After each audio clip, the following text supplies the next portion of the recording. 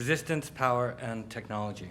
And today I'm going to talk about some research from my forthcoming book, just delivered to MIT Press exactly 1 week ago, co-authored with my colleague Adam Fish. It's called Hacker States, and it's about the ways the state uses code, personnel, but also the courts to dominate cyberspace. Okay. States, hackers, and their entanglement with code, networks, and ideology is bewildering. It is often difficult to follow who is working for whom, why, and how. While it makes for perplexed readers, the muddled nature of this intrigue is precisely the point. States, hackers, and code form a schematic subterfuge where identity is muffled and ideology is ambivalent. This chaos is less by design than it is inherent in the nature of the relationship capitalized on by the best resource actor in this affair, the state. Furthering and contributing to this chaos is also a mess of acronyms, pseudonyms, semi-secret agencies, black box software, and refined but imperfect hacker practices. The story I'm about to tell, although it's been told and retold many times, remains difficult to follow. As we know, in August 2016, the world was introduced to the part hacktivist, part entrepreneurial, and likely nationalist Russian shadow brokers, who claim to have breached the Equation Group. The latter is a division within Tailored Access Operations, the NSA's hacking department, which, it is claimed, is so successful because of its sophisticated in-house designed tools, excellent recruitment of talented hackers, and partnerships with technology companies like Verizon, AT&T, and Sprint. The Equation Group may have infected over 500 targets from as many as 42 countries, including Russia, Pakistan, Afghanistan, India, Syria, Mali, and Iran. Its code weapons are sophisticated, and its attack platforms are universal, modular, and customizable. After hacking into the NSA, the shadow brokers attempted to auction their spoils for Bitcoin. It remains unclear whether this auction failed because it lacked willing buyers or whether it was actually a hoax. Nonetheless, after the failure of the auction, the group began releasing as much as a gigabyte of its hacked Equation Group weapons for free between November and January of 2017. On April 14, 2017, they released a 300 megabyte dump of premier hacking tools, including the famous 5 zero-day vulnerabilities that affected most versions of Microsoft Windows operating system, and Fuzzbunch, the Equation Group's version of Metasploit. One of the exploits loaded into Fuzzbunch was Eternal Blue, a remote code execution vulnerability that allowed attackers to gain access to millions of Windows machines. The shadow brokers claimed to have acquired it, along with the tool's equation drug, Eternal Blue, and other ominous-sounding weapons from a breach of NSA servers. And an analysis by Kaspersky Lab confirmed the remarkable similarities between the NSA's malware code and the shadow broker's code. Eventually, Eternal Blue evolved into a more serious threat to global cybersecurity as it morphed into WannaCry and was released on May 12, 2017. WannaCry took over 200,000 computers, WannaCry took over Microsoft users' computers, encrypting all data until a Bitcoin ransom was paid. At least 200,000 computers were affected worldwide, and these are conservative estimates, including 60 UK National Health Service boards and trusts, canceling a number of non-emergency procedures across the UK. Based on a series of studies looking at the targets, practices, and IP addresses involved, the NSA then claimed that the North Korean Cyber Espionage Department, the Reconnaissance General Bureau, built the WannaCry worm around its tool. The ransomware attack raised 140,000 in Bitcoins, but these have yet to be redeemed for regular bankable currency. And it's true, the North Korean state has been linked to cyber attacks for profit before. For example, they exfiltrated 81 million from a bank in Bangladesh. As we argue in the book, such excursions represent a key tactical adaptation for North Korea in the context of a punishing international sanctions regime. Yet the story doesn't end there. A few months after WannaCry was disabled, Ukrainian banks, airports, and energy firms were hit with a ransomware attack. Petya, as this new malware was called, would either encrypt data and request a ransom or wipe the infected computer's hard drive and reboot the system. Ukrainian cyber researchers believe the attack originated from Russia as part of a long-running cyber war between the two states. It has been attributed to Sandworm, a Russian state-linked hacking group that targeted the Ukrainian media, government offices, and transportation services, as well as generating blackouts by infecting electrical facilities in late 2015. The target of the Petya malware provides further evidence of state-sponsored nature. It appeared directed at users of the Ukrainian accounting software Medoc, which is widely used for tax filings and financial transactions within the Ukrainian government. It too exploited the same Microsoft vulnerability as WannaCry. The movement of NSA tools and the translation by North Korean hackers into the WannaCry worm, and then the same exploit's reappearance a few months later in recoded and unleashed form by the Russian government, illustrates the flexibility of code and the ambiguities inherent in the state hacker complex, where nothing is quite as it seems. Yet at the same time, it underscores a point that we make in the book about the diffuse and open-ended and scalable character of exposure and criminal victimization in what we call high-breach societies. More so than the bulk exfiltration of user data, which the NSA, for example, has had to build new data centers to store, the entire NSA arsenal hacked by the shadow brokers fits on a memory stick. It can be downloaded, copied, re-engineered, and recoded multiple times for as long as the vulnerability exists. Code designed by democratic governments is leaked by entrepreneurial yet politically motivated hackers of unknown origin to a despotic regime, which in turn weaponizes the code and unleashes it in an undiscriminating global data apocalypse. A few months later, an improved variant of the same code reappears in a more targeted and politically debilitating strike. Finally, the Shadow Brokers episode also casts light on NSA cyber praxis. The agency aggregates and maintains an arsenal of secret vulnerabilities in the most broadly used software and hardware. Rather than disclosing the evidence of these bugs so they can be patched, it conceals and stockpiles them, and it turns them into surveillance tools and intrusion weapons. The shadow brokers bridge the concrescence of hackers and states, but they are also characterized by a shifting array of ideals and motives. The 2016 auction of NSA tools on Pastebin concluded with a class critique titled "Final Message for Wealthy Elites." They write, "We want to make sure wealthy elite recognizes the danger cyber weapons this message, our auction, poses to their wealth and control. Let us spell out for elites. Your wealth and control depends on electronic data. You see what equation group can do. If equation group lose control of cyber weapons, who else lose or find cyber weapons? If electronic data go bye-bye, where leave wealthy elites? Maybe with dumb cattle? Do you feel in charge? Wealthy elites, you send bitcoins, you bid in auction, maybe big advantage for you?" Yet despite its title, this taunting rant was not the social liberal critique of an elite ruling class. Indeed, an insight into their political ideology comes from a second statement made in April 2017. In this message, the shadow brokers released a letter addressed to US President Donald Trump titled "Don't Forget Your Base." In it, they state their support for the president and the wider sense of disillusionment that helped bring him to power. In a subsection titled MAGA, the acronym for Trump's successful 2016 campaign slogan, "Make America Great Again," the shadow brokers offer the following. "President Trump, the shadow brokers is offering our services to you and your administration. Did you know most of the shadow brokers members have taken the oath to protect and defend the Constitution of the United States against all enemies, foreign and domestic? Yes, sir. Most of us used to be the deep state everyone is talking about." They claim to have among their ranks U.S. military personnel when paired with their earlier class critique, shifts the tone of their communiques from progressive to populist rhetoric. Later in the same statement, they argue against patriotic detractors. Some Americans consider or may be considering the shadow brokers traitors. We disagree. We view this as keeping our oath to protect and defend against enemies, foreign and domestic. These statements seek to reinterpret the hack of NSA servers as an act of patriotic transparency and an attempt to destabilize elite hegemony. Their political identity, if their claims are to be taken seriously, is not a diversion, false flag, or a mask. Finally, they supplement this line of reasoning in an earlier section in which they describe what the Trump supporter does and does not care about. Your supporters don't care what is written in the New York Times, Washington Post, or any newspaper, so just ignore it. Don't care if you swap wives with Mr. Putin, double down on it. Putin is not just my friend, he's my BFF. Don't care if the election was hacked or rigged, celebrate it. So what if I did? What are you going to do about it? Don't care if you're popular or nice, get her done. Obama's failed thinking he could create compromise.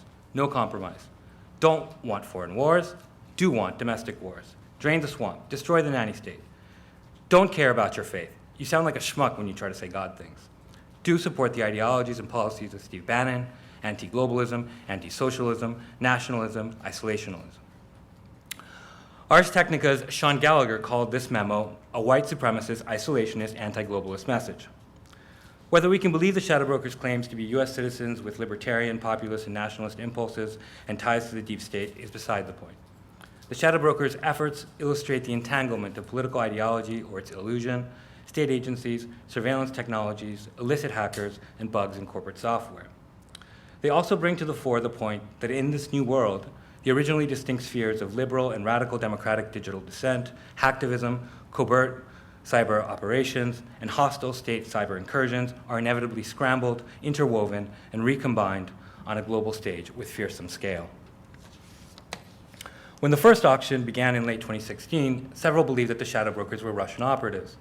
A former NSA subcontractor wrote, "Circumstantial evidence and conventional wisdom indicates Russian responsibility, driven more by diplomacy than intelligence, and timed as an escalation to the leaks of emails from the Democratic National Committee." Others see the timing as suspiciously Russian as well. A post falsely claiming to be the final message was released 8 days before Trump's inauguration to minimize any negative impact if the exploits were released during the Trump presidency. As agents of creative destruction and known disruptors of US politics, Russians are a convenient source and scapegoat for such hacks. To further complicate their hacktivist credentials, one might add the circumstances and timing surrounding the original data dump. In terms of the media and news cycle, Friday releases are a well-known political tactic to de-emphasize or bury the impact of a disclosure. Interest in the story generally dies down by the end of the weekend, and Monday begins with a new news cycle. And this is, to a certain extent, what did occur, given that the most important newsworthy items contained in the dump, for example, extensive evidence of the NSA hacking into the SWIFT banking system, did not really get the sort of impact the material warranted. Indeed, the shadow brokers didn't even emphasize that the material was contained in the dump.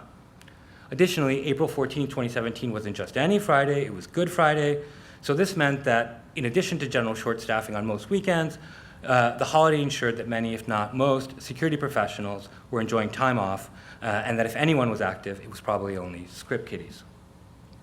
In this sense, the goal of the release seems neither a new version of radical transparency nor some weaponization of visibility, but rather a tactic aimed at maximum disruption. Finally, there's another theory about the origins of the shadow brokers.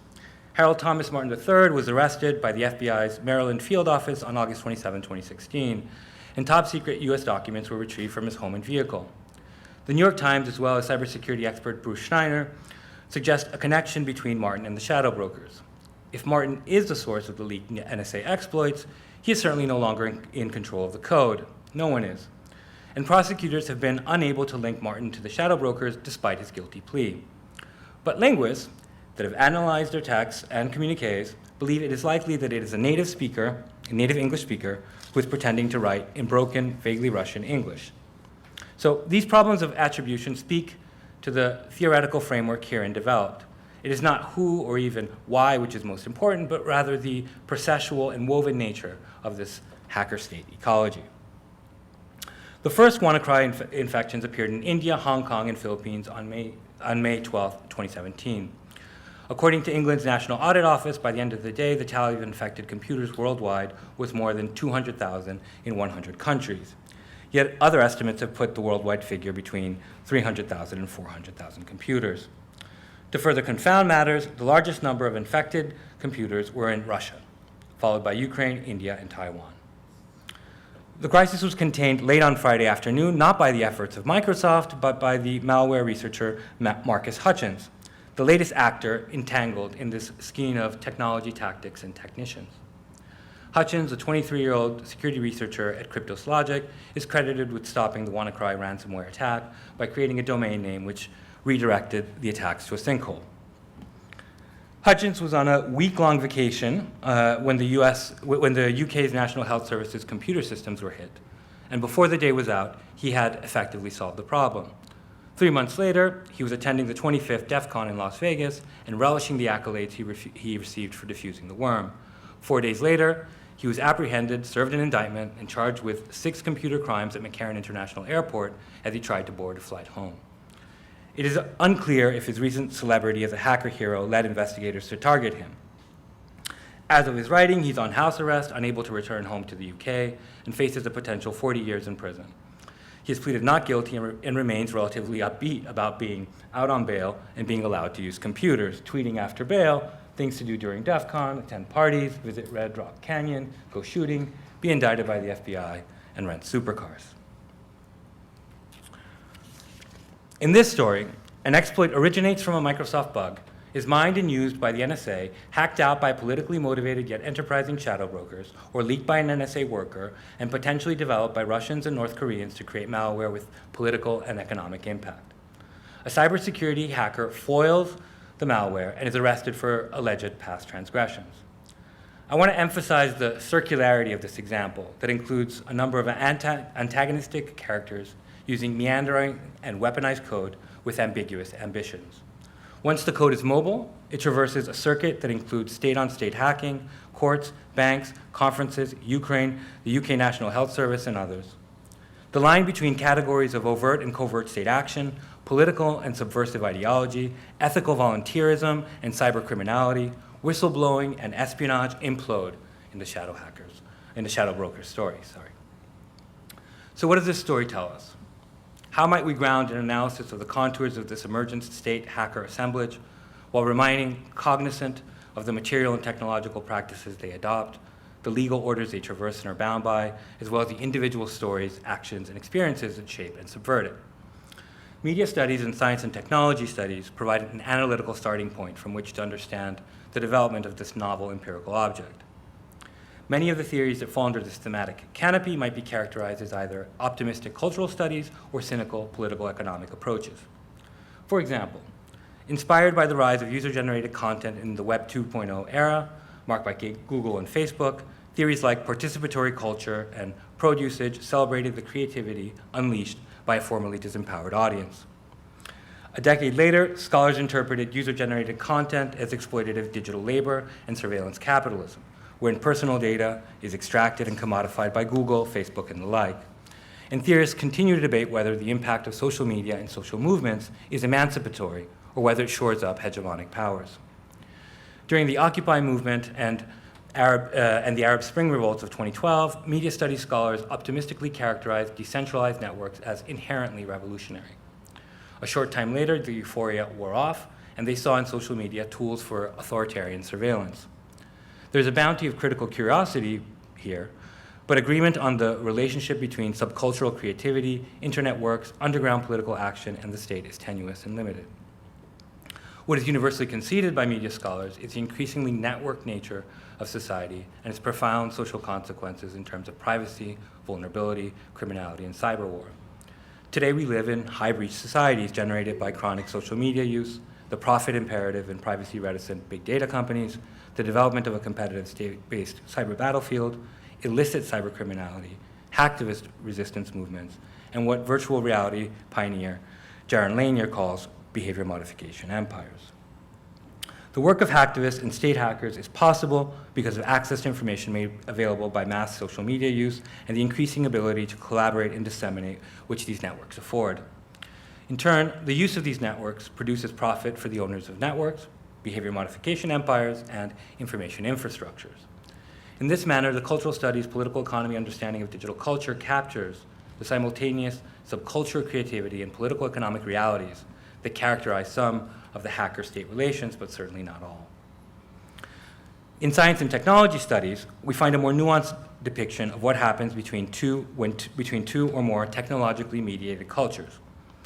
STS and anthropological investigations into the culture of computing reveal how technologies are socially constructed.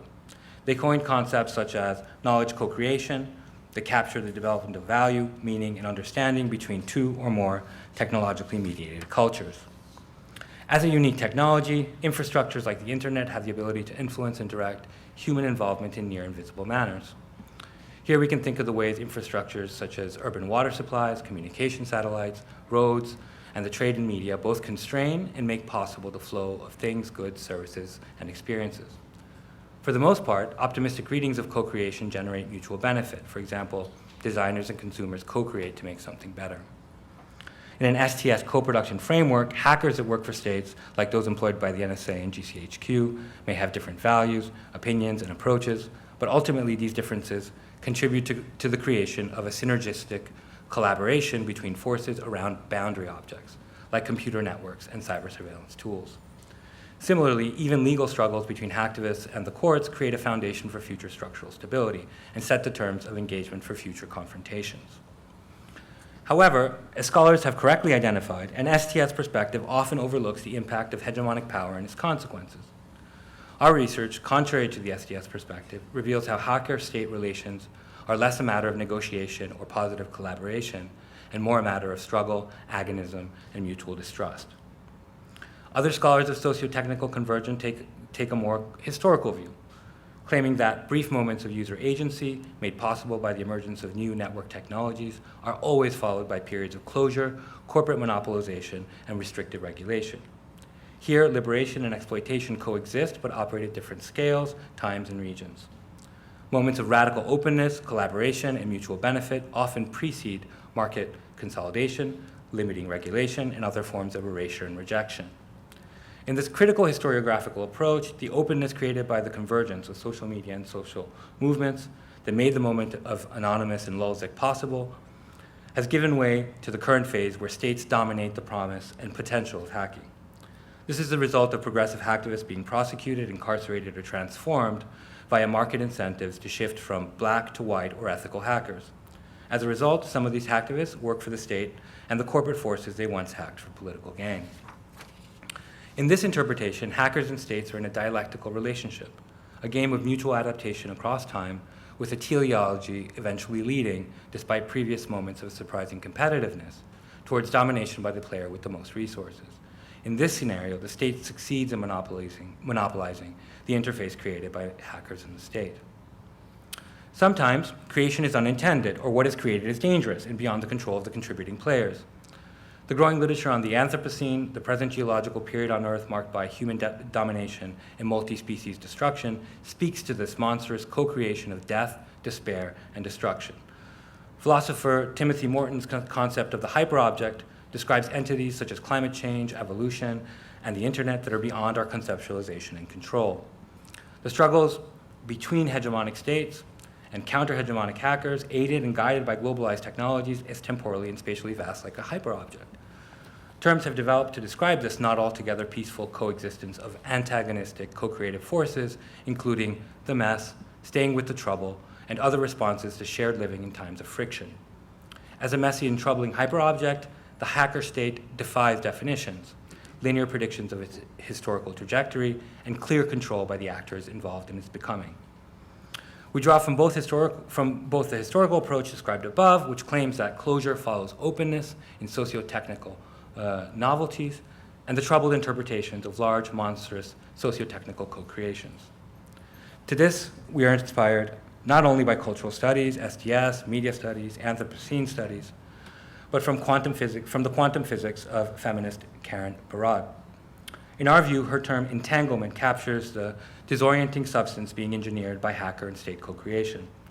A central aspect of her agential realist approach is Barad's discussion of how within quantum physics, the measuring apparatus, scientists, and the objects being measured are woven together to such a messy degree that it is difficult to know where one starts and another begins. Drawing from the work of physicists, Barad builds off of the research of Werner Heisenberg on uncertainty to examine the, quote, ontological inseparability of interacting agencies. While her research is on subatomic particles, quantum field theory suggests that these principles of entanglement may be as true on the macroscopic scale as they are on the microscopic. In this sense, we do not take quantum physics as a useful metaphor, but as a description of the materiality that weaves together digital cultures. At base, hackers and states are knotted together by photons, electrons, and transistors, all things that abide by the laws of quantum physics. Here, what becomes inseparable in entanglements includes tactics, hacking, surveillance, prosecution, regulation, technicians, hacktivists, state hackers, authoritarians, lawyers, politicians, technologies, hardware such as network infrastructure and routers, and software such as malware, exploit tools, and weaponized code, as well as light and electromagnetics. Agential realism posits that the entanglement of people, instruments, and phenomena generates a trajectory of contingence, ambivalence, and uncertainty. Quantum physics is more than a simile for research on digital culture. These are the material qualities of the relationship between hackers and state actors and the physical substrates that undergird their intra-actions. But while quantum physics provides microscopic parallels to macroscopic entanglements, a more culturally specific term that should evolve that is attentive to the specific problematics of the network technologies within which hackers and states are embedded. Towards this end, we describe the entanglements between network states and hackers as a kludge, a term which describes, quote, an ill-assorted collection of poorly matching parts forming a distressing whole, end quote. The term comes from IT systems administrators who use the concept to describe the messy piecemeal and modular assemblage of components that constitute digital systems. But kludge is not merely a static and dusty pile of cables under your desk. It is a dynamic knot of interwoven parts. Yank one wire or knock over a router, and the whole web tightens. This interlinkage forms a system of feedback that affects the constituent part and which impacts the way the system works. Our conceptualization of the hacker-state kludge includes not only the internet, servers, and hackers for states and hacker activists, but also the courts, laws, and the injected, implanted, and intrusive physical equipment interfaces and interferences of state hackers. Hackers and states are feeding back into a knotted system which disciplines and controls the cognitive freedom and biopower woven into the kludge. But this is also not to say that the legal technical environment co-produced in the state hacker kludge is in any way symmetrically arrayed. On the contrary, the state and its police, courts, laws, and authority monopolize privacy and deploy invasive hacking technologies to gain a substantial edge over hacker activism, and in the process, leave the fate of democracy in the balance. State hacking threatens the legitimacy of the state because it empowers an opaque dark state. The shadow broker's story reveals the multifaceted and multi-layered nature of the cybersecurity state. The NSA has a classified budget estimated at $10.3 billion in 2013 and conducts top-secret attack and defense missions throughout the world. Many of these attacks impact civil liberties in dramatic and uncontestable ways. Warrantless wiretaps, internet monitoring, data mining, illegally exfiltrated evidence, metadata collection, encroachment on the US Fourth Amendment, a lack of congressional oversight, package tampering and interception, as well as ransomware attacks are just some of the controversial practices associated with the NSA and their tools. The NSA uses the submarine USS Jimmy Carter to tap undersea fiber optic cables, and Taylor Access Operations has been in operation since 1998. A 50-page classified document, NSA ANT, lists the available tools designed and used by TAO to target Apple, Cisco, Dell, Seagate, and other hardware. State targets of these cyber weapons include governments like China and Mexico, Tor and Firefox users, as well as intergovernmental heavyweights such as OPEC. The U.S.'s involvement in cyber operations is only expanding. Between 2012 and 2016, the U.S. Army Cyber Command expanded to include 133 new Cyber Command teams. The U.S. Army, Navy, Air Force, and Marines now each have their own cyber divisions, and this is just what is known. The budgets, attacks, and successes of these state cyber squads become visible only through whistleblowing or hackers like the shadow brokers. The militarized cyber dark state is opaque and growing and largely unaccountable. It is therefore dangerous to civil liberties, personal privacy, and the separation of powers. State hacking threatens the courts and the judicial system because it intensifies their use as mechanisms of political control rather than as arbiters for the rule of law. Two indictments relate to the shadow broker story, Harold Thomas III and Marcus Hutchins. While the verdict is still out on the fate of these two individuals, we can assume that their prosecution, like others related to hacking and whistleblowing, will be preeminently political affairs. In their investigation into the shadow brokers, the FBI found a suspicious online post by Martin. They raided his home and discovered thousands of pages and terabytes of information from the CIA, US Cyber Command, US Department of Defense, and other agencies. He has pled guilty, and his defense team argues that he suffers from a mental illness associated with document hoarding. Whether or not this is a legitimate defense, we can be certain that, like the other show trials of hackers, Chelsea Manning, Edward Snowden, Julian Assange in absentia, Jeremy Hammond, who was entrapped by the FBI and received 10 years in prison, the trials of these two individuals will serve as opportunities to crack down on digital dissent and transparency activism. The trial of Hutchins in particular will likely send a chilling effect to others working in the gray area of cybersecurity, where ethical volunteers in one moment can be cast aside and reframed as criminals with astonishing rapidity. State hacking generates and supports a market for cyber insecurity. While the cliche is what is good for American business is good for America, and while critical academics have grown conditioned to think that a neoliberal cabal conjoins American business and regulators, one topic that is challenged, where this is challenged, concerns the software vulnerability state security services discover and hoard. The story of the shadow brokers begins with an undisclosed vulnerability in Microsoft operating systems. But bugs are weaknesses that affect not only NSA targets and potential criminals, but everyone else using the software. Consider, for example, that Microsoft Windows is the operating system that currently runs on 88% of computers and laptops. Although it's difficult to map how many PCs and laptops are in use globally, we know that the number of computers in use globally surpassed 1 billion in 2008, and that this figure was predicted to double in 2014 or 2016. So conservatively, and using 2 billion as a working estimate, 88% works out to 1.76 billion computers running a Windows operating machine. At risk of contagion by the WannaCry bug were all Windows operating systems that weren't running Windows 10.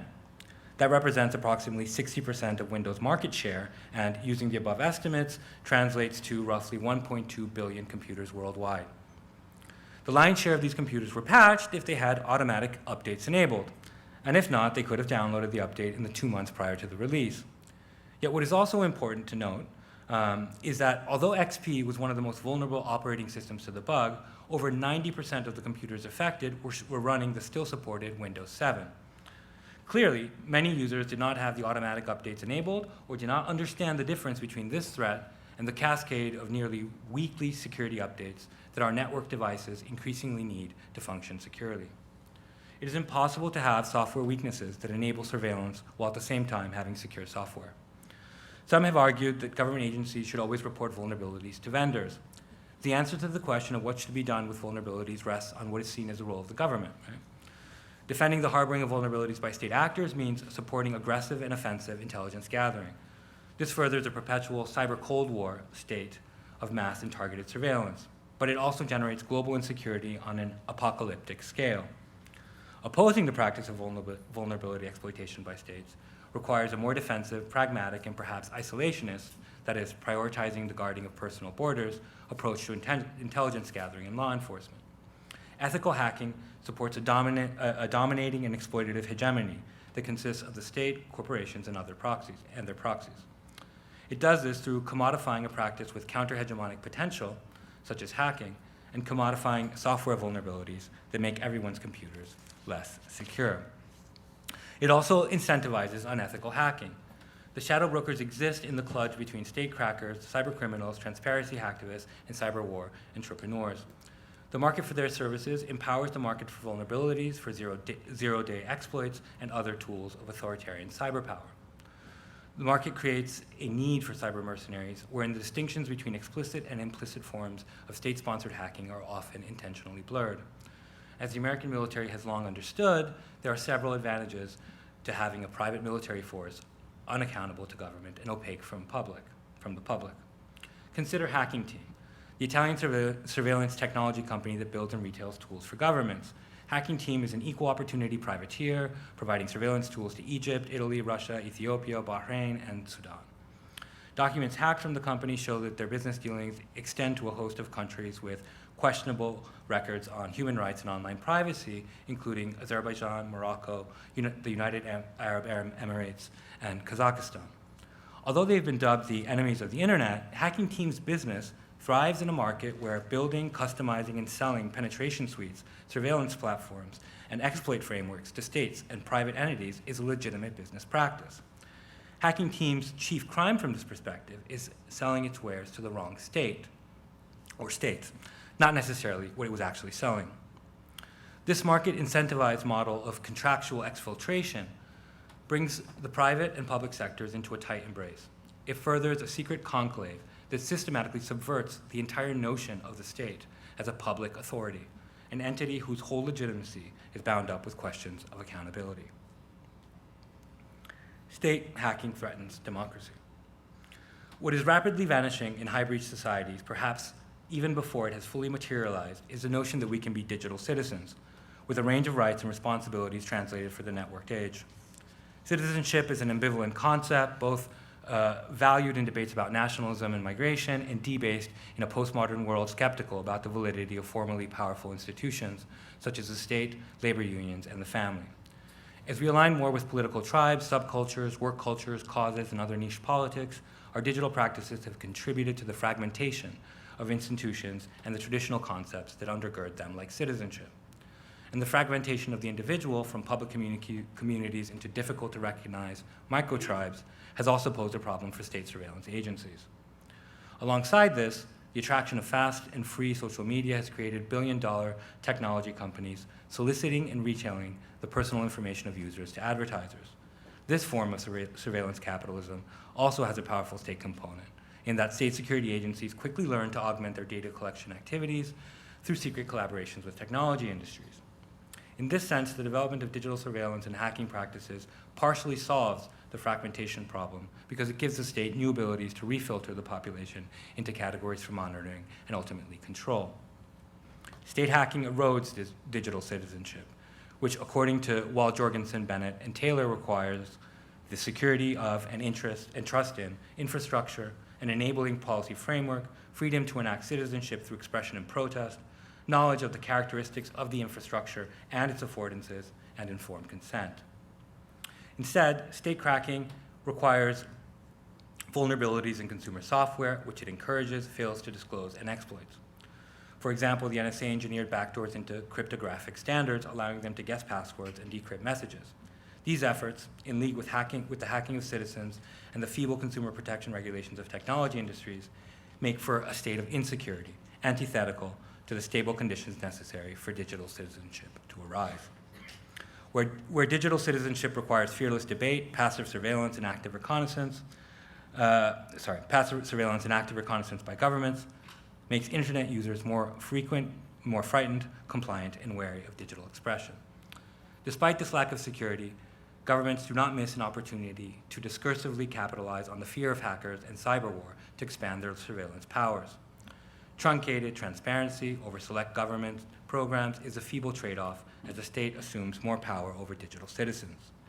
Digital citizenship declines as a result. Are there solutions? Some protests did follow the Snowden revelations, and some governments did seek, however ineffectually, to regulate the surveillance and hacker practices of states. Some have called for the breakup of the NSA, and the sanctions on Russia for hacking the 2016 US election have begun to target companies and individuals involved. But these have thus far been inconsequential. Yet no long-standing social movement has emerged to oppose state hacking. The paucity in protest activity does not necessarily mean a lack of interest, but perhaps, quote, ambivalence, confusion, and lack of knowledge about not just the operations of digital surveillance, but also what can actually be done about them, end quote. Disempowerment, pragmatism, and cynicism result. Many have forgone digital citizenship in exchange for surveillance realism. The belief that state hacking and surveillance is permanent, if not necessary, media systems contribute to this defeatist affect. While blogs can present views that reject surveillance, mainstream newspapers, a study shows, normalize surveillance while de-emphasizing the loss of digital civil liberties. Like ubiquitous and dragnet government surveillance, state hacking, by creating an atmosphere of paranoia for free speakers, radical activists, and hacker activists, has an instrumental role in creating the dull realism associated with the premature decline of digital citizenship. Centralized and monopolized social media reject self-determination. State-harbored software vulnerabilities make security impossible, and Silicon Valley remains largely unregulated. In its wake, botnet fabrication and polemics replace dialogue in the network public sphere, and technology companies and their algorithms continue to work in secret.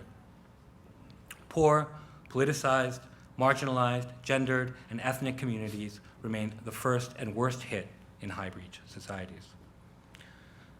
The modes of rejection available, voluntary opting out, technological retreats, digital detoxes, and other temporary respites from the pressures of digital mediation, are luxuries which only the elite can afford.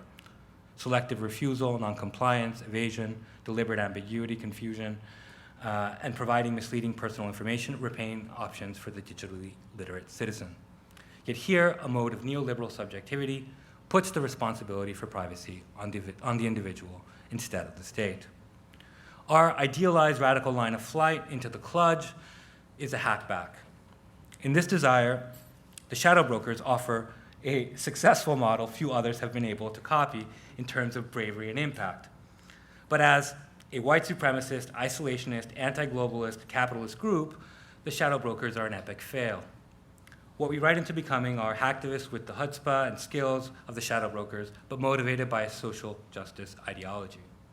Thankfully, there's a model for this in the possibly Spanish hacktivist Phineas Fisher, who, with passion and creativity, took as their mission to reveal the duplicity of ethical hacking and the pro-authoritarian hackers by hacking into their private systems around the world. Protest, refusal, obfuscation, and regulation are all legitimate moves for individuals concerned with the impacts of state hacking on the self, society, and democracy. Despite the prosecutorial purges, the draconian sentences, and the terrifying abilities of the state to find, interrogate, turn, and incarcerate hacktivists, our best collective option remains the creation of alternative infrastructures, mesh utopias, and pirate webs. Brief moments of encrypted openness and creativity may follow. The hackers who create tools for espionage and destruction can also engineer technologies for collaboration and creativity. We must ask ourselves, what comes after this internet, highly commodified, surveilled, and manipulated as it is? The internet clutches us. Our rhizomatic senses extend through light and electrons. Another internet is possible. Thanks.